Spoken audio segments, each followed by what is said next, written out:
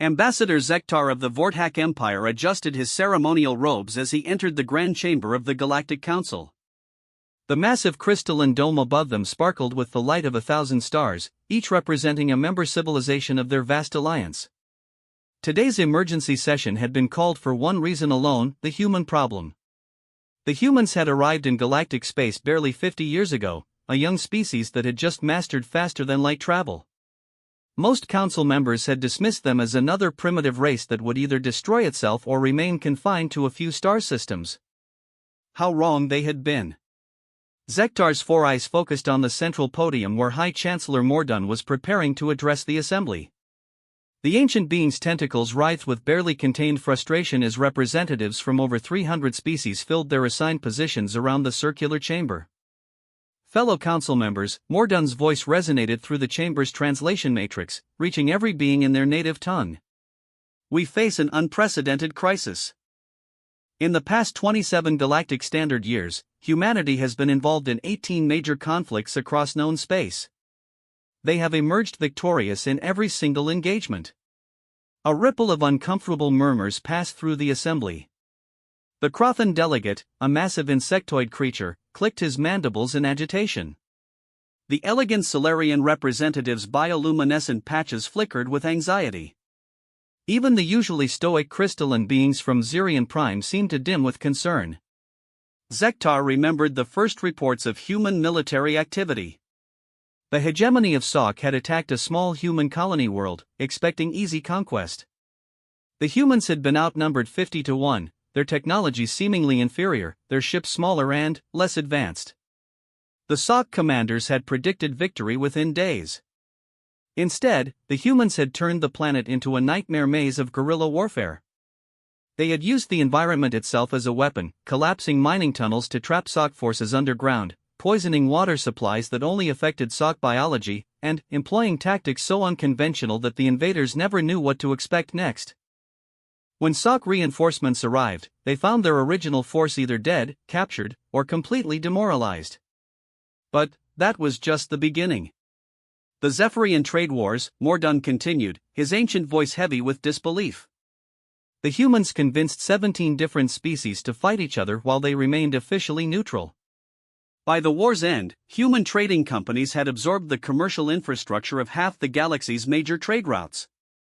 Zektar's colleague, Ambassador Thrin of the Aquatic Collective, bubbled anxiously in his environmental suit. They didn't fire a single shot in that conflict, she transmitted through the water speech translator. They simply talked. They negotiated. They made promises and broke others at precisely the right moments. Our economists still cannot understand how they calculated the market fluctuations with such precision.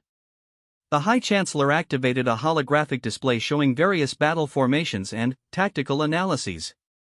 The Crimson Fleet Rebellion. 12 species allied against the Galactic Core Authority.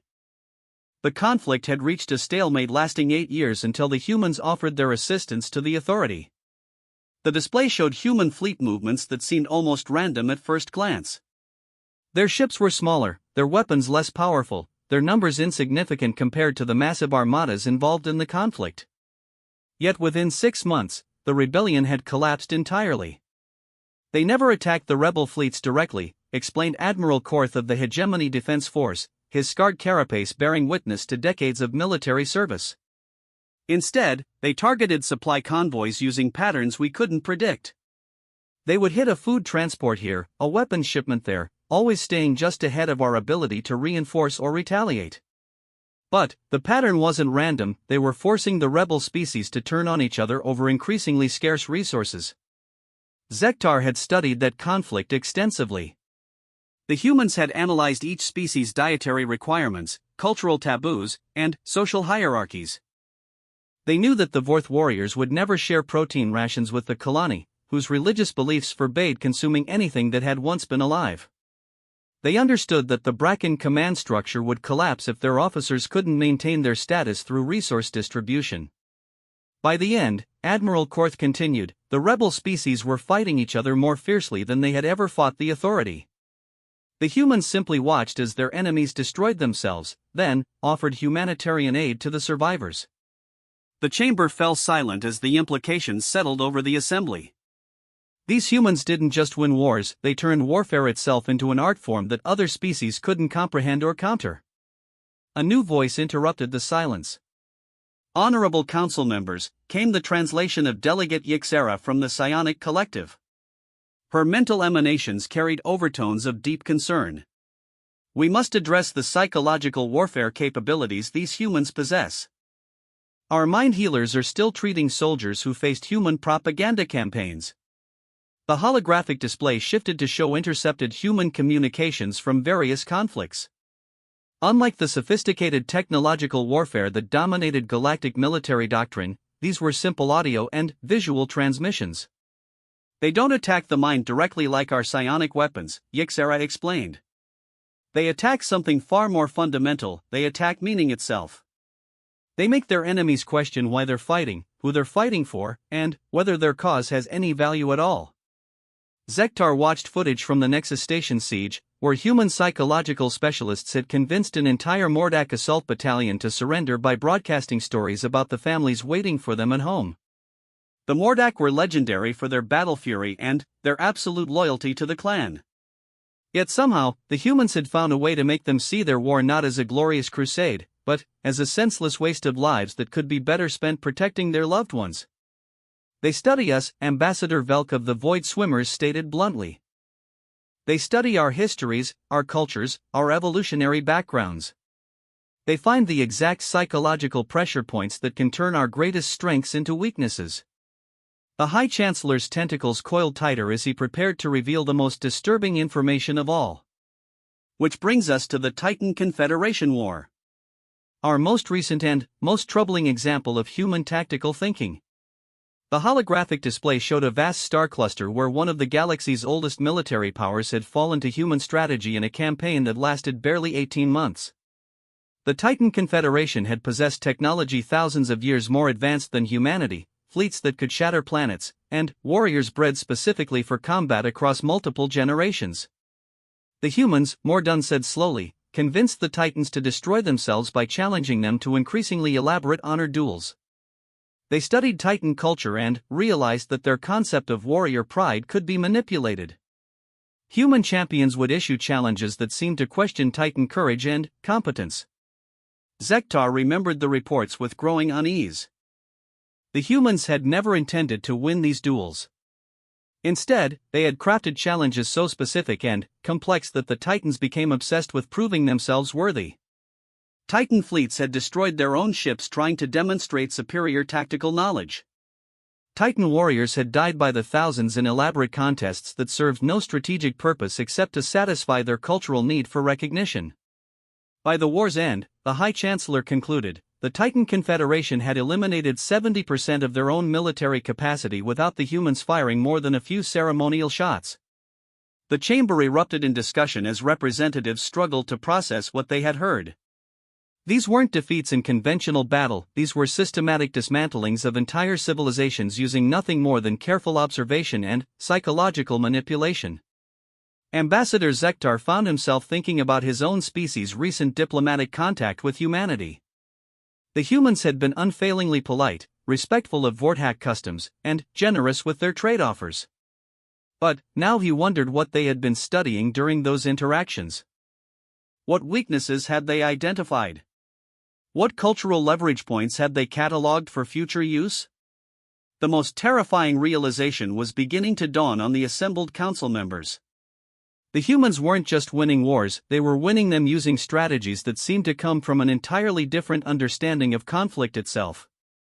Where other species saw warfare as a contest of strength, technology, or tactical superiority, humans saw it as a complex puzzle involving psychology, culture, economics, and social dynamics. They were playing a different game entirely, and no one else even understood the rules. 3 days after the emergency session, Ambassador Zektar found himself in an unmarked transport heading toward the Outer Rim territories. The Galactic Council had authorized a secret investigation team to observe human military operations firsthand. What they discovered would shake the foundations of everything they thought they knew about warfare. The team consisted of 5 representatives from the galaxy's most militarily sophisticated species. Besides Zektar, there was Admiral Korth, whose tactical expertise was legendary among the hegemony forces. Commander Silas represented the Technocratic Union, species that had mastered warfare through superior technology and mathematical precision.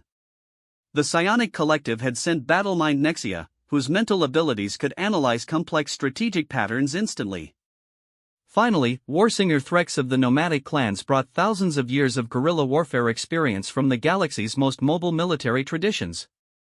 Their destination was the Kepler frontier, where humanity was engaged in what appeared to be a standard territorial dispute with the Centaurian Republic. The conflict had been ongoing for 14 months, with neither side gaining significant advantage according to official reports. The Council team expected to witness conventional warfare that might finally reveal the limits of human tactical ability. They were completely unprepared for what they actually found. "This makes no tactical sense," Admiral Korth muttered as their cloaked observation vessel maintained position 3 light minutes from the primary battle zone. His advanced sensors showed human and Centaurian fleets engaged in what appeared to be the most inefficient military campaign in recorded galactic history. Human ships would approach Centaurian positions, exchange fire for brief periods, then withdraw without pressing their advantages. Centaurian forces would pursue, only to find themselves in extended chases that led nowhere strategically significant. Supply convoys from both sides moved along routes that seemed deliberately exposed to enemy attack, yet most of these vulnerable shipments somehow avoided destruction. "The humans are losing approximately 30% of these engagements," Commander Silas reported, her cybernetic implants processing tactical data at superhuman speeds. "Their casualty rates are actually higher than the Centaurians in direct combat. If these patterns continue, they will lose this war." Battlemind Nexia's mental emanations carried confusion rather than her usual confident analysis. "The strategic patterns are inconsistent with human psychological profiles. They appear to be acting against their own interests deliberately." Warsinger Threx, whose people had perfected the art of tactical retreat and misdirection, studied the fleet movements with growing puzzlement. "I have seen many deception campaigns," he growled through his translator. "This appears to be genuine incompetence rather than calculated strategy." Zektar was about to suggest they move closer for more detailed observations when their communications array detected an incoming transmission on a frequency they weren't supposed to be monitoring. The signal was weak, heavily encrypted, and appeared to be internal human military communications. "Can we decode this?" he asked Commander Silas. Her response came with mechanical precision. "Partial decryption possible. The encryption is sophisticated but not beyond our capabilities. However, accessing enemy communications during active conflict violates several galactic treaties. We're here on Council authority," Zektar reminded her. "Our mandate includes whatever measures are necessary to understand human tactics." The decoded fragments that emerged over the next several hours painted a completely different picture of the ongoing conflict. What appeared to be military incompetence was actually the most sophisticated long-term strategy any of the observers had ever encountered. "Phase 7 implementation proceeding as calculated," read one intercepted message. "Centaurian logistics network responding predictably to supply interdiction patterns. Recommend maintaining apparent tactical inefficiency for 6 more standard weeks." Another communication fragment revealed even more disturbing intelligence. Economic Warfare Division reports successful infiltration of Centaurian civilian markets.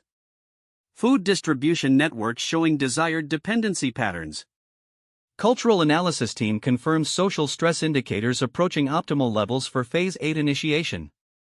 Admiral Korth's carapace shifted through several color phases indicating extreme agitation. "They're not fighting a military war at all," he realized. "They're fighting an economic and social war disguised as military incompetence." The observation team began focusing their sensors on civilian areas of Centaurian space rather than the military engagements.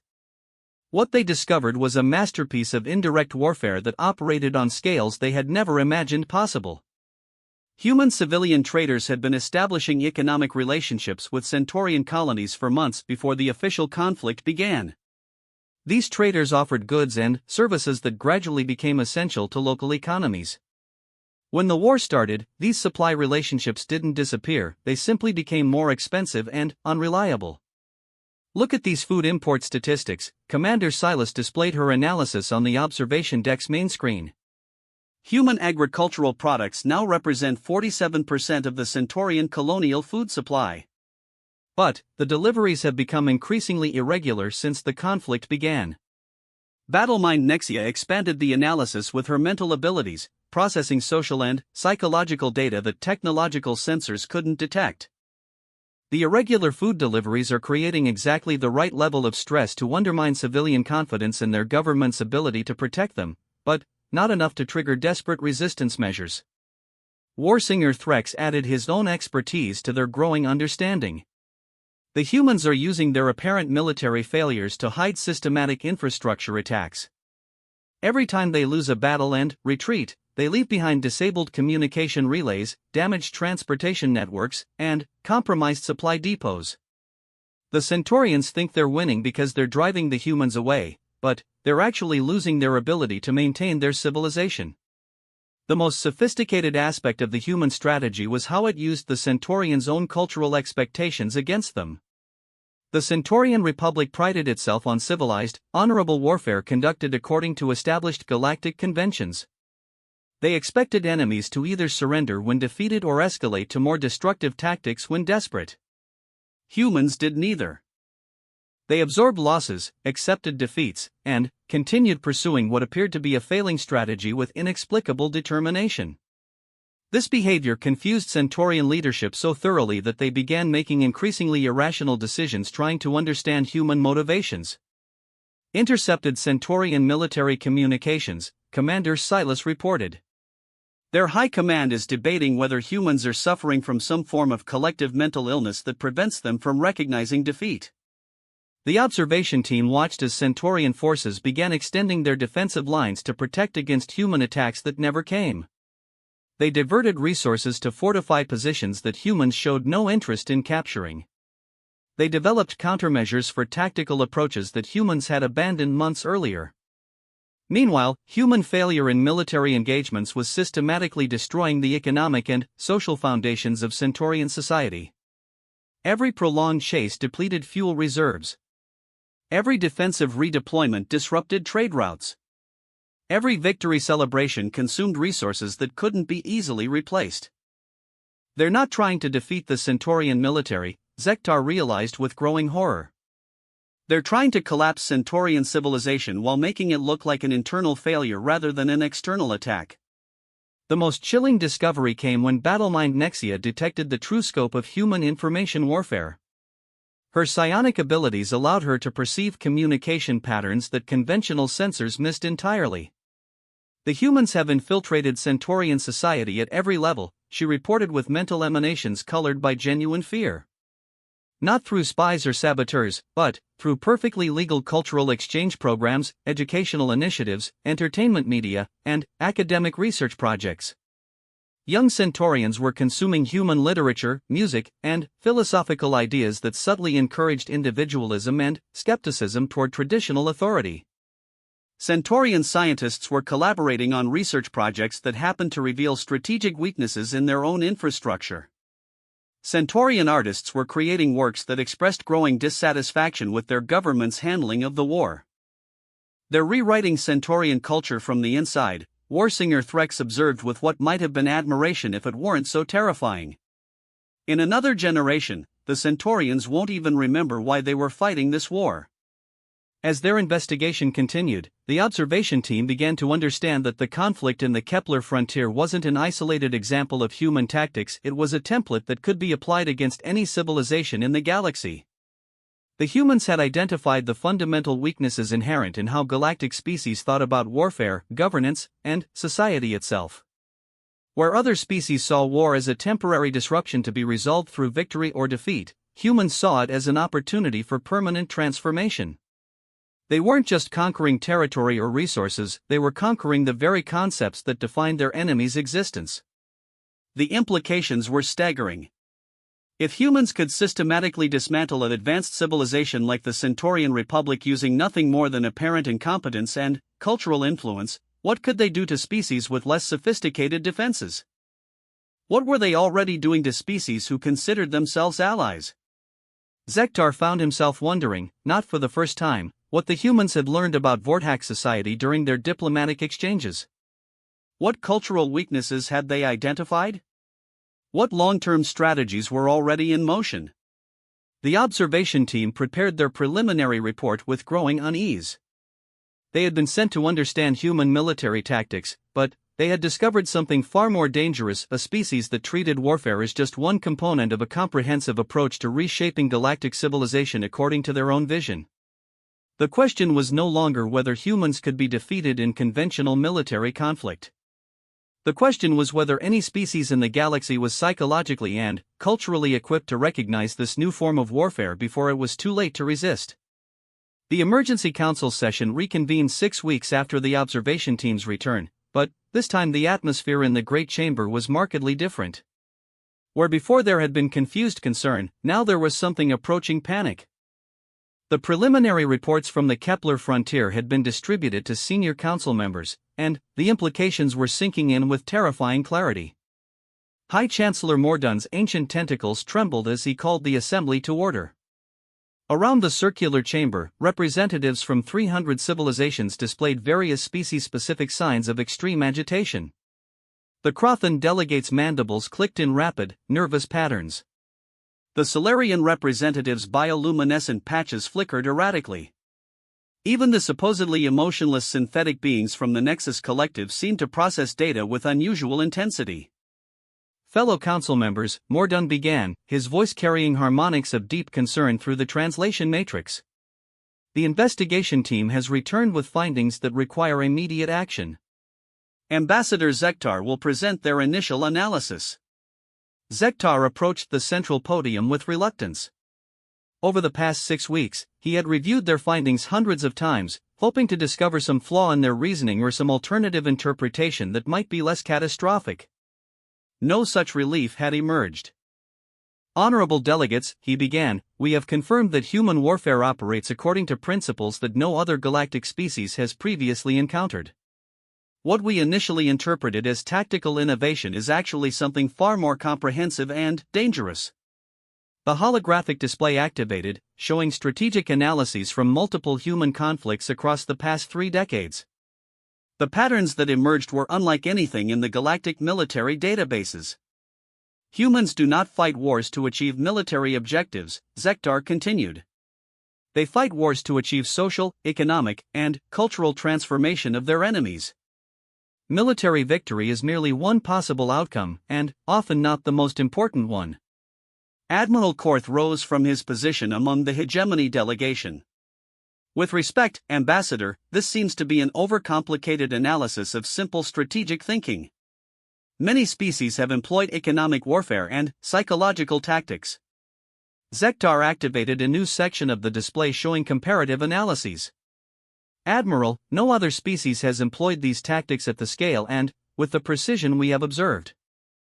Human conflicts operate simultaneously across military, economic, social, cultural, technological, and psychological dimensions with coordination that suggests a completely different understanding of what warfare actually is. Commander Silas of the Technocratic Union transmitted a request for clarification through the Chamber's data network. Please elaborate on the coordination aspect. Our preliminary analysis suggested that human tactics are often contradictory and inconsistent. That inconsistency is deliberate, Zektar explained, activating a complex flowchart showing human decision trees from the Kepler frontier conflict. Humans deliberately employ tactics that appear contradictory because they are optimizing for multiple objectives simultaneously. They accept military defeats that advance economic goals, pursue diplomatic solutions that enable cultural infiltration, and maintain technological exchanges that provide strategic intelligence. Battlemind Nexia's mental emanations reached the chamber's psionic receptors with overtones of philosophical confusion. This implies that humans possess cognitive abilities that fundamentally differ from standard galactic species. Their strategic thinking appears to operate on multiple temporal and dimensional scales simultaneously. Warsinger Threx added his own analysis through the communication system. The nomadic clans have employed multi-dimensional tactics for millennia, but nothing approaching this complexity. Human planning appears to extend across generational timescales while maintaining tactical flexibility for immediate responses. The display shifted to show detailed timelines from various human conflicts. The patterns that emerged were startling in their complexity and long-term vision. In the SOC conflict, Zektar explained, humans were simultaneously testing defensive strategies, gathering intelligence on SOC biological vulnerabilities, establishing diplomatic contacts with SOC rival species, and conducting economic analysis of post-conflict reconstruction opportunities. The immediate tactical victory was the least significant outcome from their perspective. The chamber fell silent as delegates processed this information. The implications were becoming clear. Humans weren't just winning individual conflicts, they were systematically gathering intelligence and refining strategies that could be applied against any potential future opponents. High Chancellor Mordun's voice carried new urgency. What specific recommendations does the investigation team propose? Zektar exchanged glances with his colleagues before responding. They had debated this question extensively, and their conclusions were deeply troubling. Honorable Chancellor, conventional diplomatic and military responses appear inadequate to address this situation. Human warfare capabilities represent a qualitative difference that cannot be countered through quantitative improvements to existing strategies. Admiral Korth's carapace shifted through colors indicating skepticism. Surely you're not suggesting that the combined military might of 300 civilizations cannot deal with one young species, regardless of their tactical innovations. That is exactly what we're suggesting, Commander Silas interjected, her cybernetic implants processing data at visible speeds. Mathematical analysis indicates that human strategic approaches scale exponentially with the number of opponents they face. Additional enemies provide additional opportunities for the psychological, cultural, and economic manipulation techniques they have perfected. Warsinger Threx supported this analysis with historical data from his own people's military traditions. The nomadic clans have faced countless enemies over our history. Our tactics become less effective as the number of opponents increases because we must divide our attention and resources. Human tactics become more effective because they excel at turning enemies against each other while remaining apparently neutral. The holographic display showed simulations that the investigation team had developed using human strategic patterns applied to various galactic alliance scenarios. The results were consistently catastrophic for traditional military approaches. In every simulation, Zektar reported, attempts to form large military coalitions against humanity result in the coalition members fighting each other more intensively than they fight humans. Human strategies seem specifically designed to exploit the coordination problems and cultural conflicts that inevitably arise in multi-species alliances. Battlemind Nexia added her psychological expertise to the analysis. Humans possess an intuitive understanding of interspecies dynamics that appears to be far superior to our own understanding of human psychology.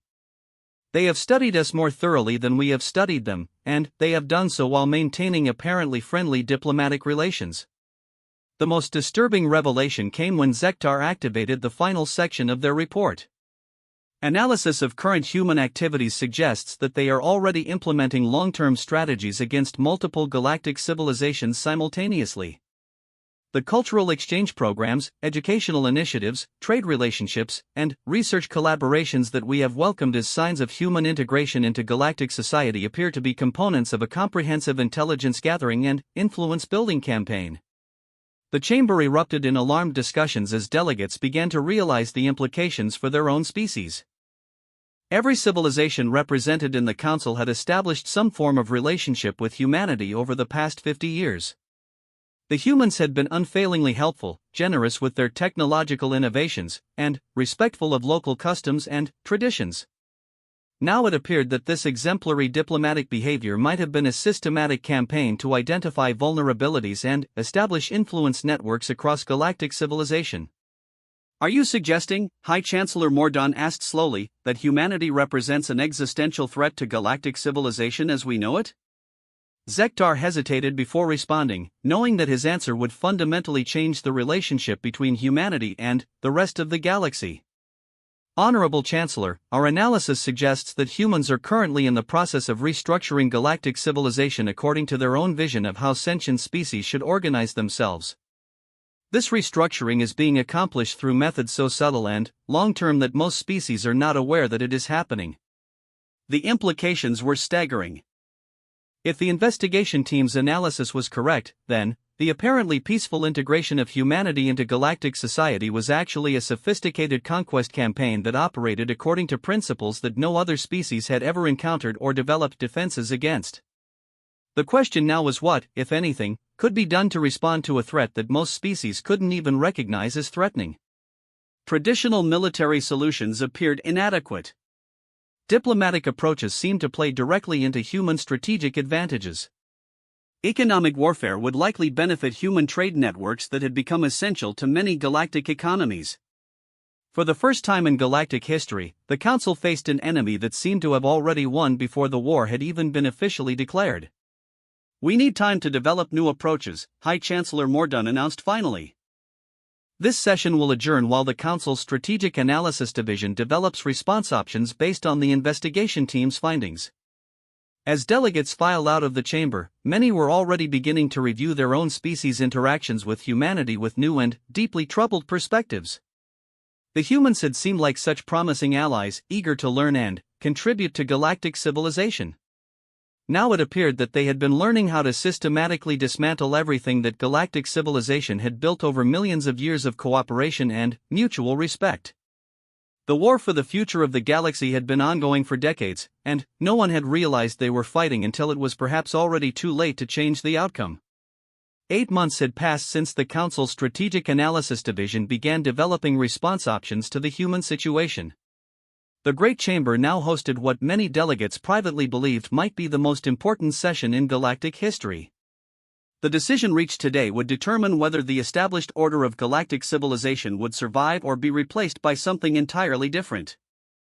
High Chancellor Mordun's ancient form showed signs of the stress that had consumed the Council's leadership during this period. His tentacles moved with mechanical precision rather than their usual fluid grace, and his communication harmonics carried undertones of exhaustion that no translation matrix could fully conceal. "Fellow Council members," he began, "the Strategic Analysis Division has completed their evaluation of potential responses to human warfare capabilities. Their conclusions will be presented by Division Chief Carthon." The being that approached the central podium was unlike any other in the chamber. Carthon belonged to the Eternal Archives, a species that had dedicated their entire civilization to understanding and preserving the strategic knowledge of all galactic species. If anyone could develop an effective response to human tactics, it would be them.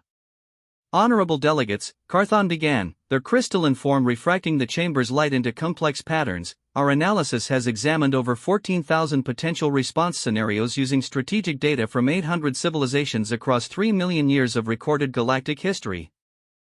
Our conclusions are definitive and deeply disturbing." The holographic display activated, showing decision trees and probability matrices that represented the most comprehensive strategic analysis ever attempted by galactic civilization. The complexity was staggering: millions of variables, thousands of potential outcomes, and probability calculations that stretched the limits of even the Archive's legendary analytical capabilities. "We have identified exactly one response scenario that offers a reasonable probability of preventing human strategic dominance over galactic civilization," Carthon continued. "All other approaches result in outcomes that range from gradual subjugation to complete civilizational collapse." Ambassador Zektar felt his 4 hearts accelerate as he processed the implications. Months of analysis by the galaxy's greatest strategic minds had produced only a single viable option. Whatever that option was, it would define the future of every species in known space. Admiral Korth leaned forward in his position, his scarred carapace reflecting tension. "Present your recommendation, Division Chief." Carthon's crystalline form shifted to deeper hues, indicating the gravity of what they were about to reveal. "The Galactic Council must immediately implement a complete ban on human participation in military conflicts of any kind. This ban must be absolute, universal, and enforced through whatever means are necessary." The chamber erupted in immediate chaos as delegates struggled to process this unprecedented recommendation. Never in galactic history had the Council banned an entire species from engaging in warfare. The implications were staggering from legal, political, and practical perspectives. "You're suggesting we declare humanity a rogue species," demanded Representative Zilla of the Democratic clusters, her vocal synthesizers crackling with indignation. "On what legal foundation? They have violated no galactic treaties or conventions." Carthon's response carried the weight of absolute certainty. Legal foundations are irrelevant when confronting an existential threat to galactic civilization. Human warfare capabilities represent a qualitative advancement that renders all existing strategic frameworks obsolete. They cannot be allowed to continue developing and refining these capabilities. Battlemind Nexia projected her analysis directly into the chamber's psionic networks, bypassing the slower verbal communication systems. Her mental emanations carried detailed probability calculations that supported the archive's conclusions with mathematical precision. Every month that humans continue engaging in military conflicts, they gather additional data about galactic species' psychological, cultural, and strategic vulnerabilities. Her thoughts resonated throughout the chamber. This information is being compiled into strategic databases that will eventually enable them to defeat any conceivable opposition through non-military means. Commander Silas accessed the archive's data through her cybernetic implants, processing thousands of analysis points in seconds. "The mathematical models are conclusive," she announced. "Human strategic capabilities are expanding exponentially while galactic defensive capabilities remain essentially static. The intersection point where resistance becomes impossible is calculated to occur within the next 30 to 50 standard years." Warsinger Threx added his own perspective from millennia of nomadic military experience. "The archive's analysis confirms what my people have long suspected about humanity. They do not think about warfare the way other species do. They think about it the way predators think about hunting, not as a contest between equals, but as a systematic process for obtaining necessary resources." High Chancellor Mordun's tentacles coiled tighter as he processed the recommendation and its implications. "Division Chief Carthon, please explain exactly how this ban would be implemented and enforced." "The implementation requires 3 components," Carthon explained, their crystalline form now displaying complex tactical schematics. "First, immediate termination of all military contracts, alliances, and agreements involving human forces. Second, establishment of exclusion zones around any conflict where human intervention is suspected. Third, deployment of Council enforcement fleets with authorization to use whatever force is necessary to prevent human military participation." The silence that followed was deafening. The Council had never before authorized military action against a member species, and certainly never for the crime of being too effective at warfare. Yet the strategic analysis suggested that this unprecedented step was the only alternative to eventual subjugation. Ambassador Zektar found himself thinking about the philosophical implications of what they were considering. "Division Chief, this recommendation essentially criminalizes strategic thinking that is too advanced for other species to counter. Are we not setting a precedent that could justify suppressing any form of intellectual or technological advancement?" Carthon's response was immediate and uncompromising. "Ambassador, human strategic capabilities represent a fundamental threat to the diversity and autonomy that define galactic civilization. They are systematically eliminating the cultural and political independence of every species they encounter, replacing it with systems that serve human interests while appearing to maintain local control." The holographic display showed projections of galactic civilization under continued human strategic influence. The images were subtle but disturbing, species maintaining their apparent independence while adopting political, economic, and social systems that gradually align with human preferences and values. "They are not conquering us in the traditional sense," Carthon continued. "They are transforming us into versions of ourselves that serve their purposes while believing we are acting according to our own free will. This represents a more complete form of domination than any previously encountered in galactic history." Delegate Tormin of the Hive Confederacy raised an objection that many were thinking. "This analysis assumes malicious intent on humanity's part. Have we considered that their strategic capabilities might be applied to beneficial purposes if properly channeled?" The archive's response was swift and definitive. "We have analyzed over 2,000 scenarios involving human cooperation and partnership. In every case, the long-term outcome involves gradual human dominance over decision-making processes, regardless of the apparent structure of the relationship. Their strategic thinking is simply too sophisticated to coexist with other forms of governance on an equal basis. Battlemind Nexia supported this conclusion with her psychological analysis. Humans appear to be incapable of engaging in truly equal relationships with other species. Their strategic thinking automatically identifies and exploits power imbalances, even when they consciously intend to maintain equality. It may be an unconscious aspect of their evolutionary psychology. The debate continued for hours as delegates struggled with the implications of the archive's recommendation. The proposal wasn't just about military policy, it was about whether galactic civilization would attempt to preserve its existing diversity of thought and governance, or allow itself to be gradually transformed according to human vision. Finally, High Chancellor Mordun called for preliminary voting to gauge council sentiment. The results were sobering. Nearly 60% of represented species supported the proposed ban, with most of the remainder requesting additional time for consultation with their home governments. The motion to implement absolute restrictions on human military participation will be formally presented for final voting in 30 standard days, Mordun announced. All member species are directed to prepare their positions for what may be the most significant decision in galactic history. As delegates filed out of the chamber, many were already composing communications to their home worlds. The decision they faced was unprecedented: whether to take preemptive action against a species whose only crime was being too effective at the art of war. But, beneath the surface of this practical consideration lay deeper questions about the nature of civilization itself. If humans could systematically outthink and outmaneuver every other galactic species, did that give them the right to reshape galactic society according to their vision?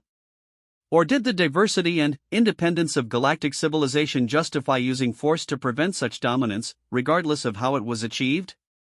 The vote in 30 days would not just determine humanity's future role in galactic affairs.